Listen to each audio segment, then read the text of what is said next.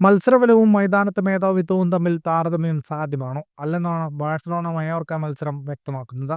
Spanish league ആവേശകരമായ ഫിനിഷിംഗിലേക്ക് കുതിക്കുന്ന ഘട്ടത്തിലെ അതിനിർണായകമായ ഒരു മത്സരത്തിൽ മയോർക്കയ്ക്കെതിരെ ബാഴ്സലോണ ജയിച്ചു കയറിയത് ഏകപക്ഷീയമായ ഒരു ഗോളിന്. തീർത്തും ഏകപക്ഷീയമായിരുന്നു മത്സരം. ക്രോസ് ബാറിന് കീഴെ ലിയോ റോമൻ എന്ന മയോർക്ക ഗോൾ കീപ്പറുടെ അസാമാന്യ മെയ്വഴക്കമില്ലായിരുന്നുവെങ്കിൽ ബാഴ്സലോണ അരഡസൻ ഗോളിനെങ്കിലും ജയിക്കുമായിരുന്നു. കളിയുടെ 78% സമയത്തും പന്ത് ബാഴ്സലോണയുടെ ചരടുവലികൾക്കൊത്തു മാത്രം ചലിച്ചു.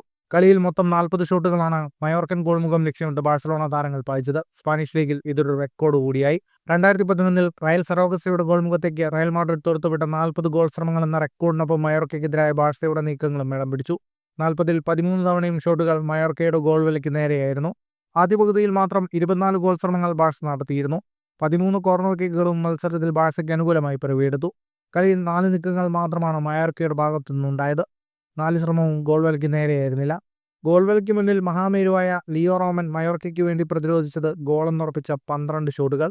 ഈ സീസണിൽ ഒരു ലാലിഗ മത്സരത്തിൽ ഗോൾ കീപ്പറുടെ ഏറ്റവും കൂടുതൽ സേവുകളായി അത് മാറി. റോമനും ഡിഫൻഡർമാരും ചേർന്ന് 15 സെക്കൻഡുകൾക്കിടെ 4 തവണ ഗോൾ നീക്കങ്ങൾ തടഞ്ഞതും കളിയിൽ ആവേശകരമായി. ജയിച്ചില്ലായിരുന്നെങ്കിൽ അത്രയേറെ നിരാശപ്പെടേണ്ടി വരുമായിരുന്ന ബാഴ്സലോണയ്ക്ക് 46-ാം മിനിറ്റിൽ ഡാനി ഓൾമയാണ് രക്ഷകനായി എത്തിയത്. Lamine Yamal, Ferran Torres, Ansu Fati എന്നിവരുടെ ഗോളെന്നുറച്ച നീക്കങ്ങൾ തടയിട്ട ഗോൾ റോമനും മയോർക്ക പ്രതിരോധത്തിനും ബോക്സിൽ നിന്ന് ഒൽമോ തൊടുത്ത ഗ്രൗണ്ട് ഷോട്ടിന് മറുപടി ഉണ്ടായില്ല.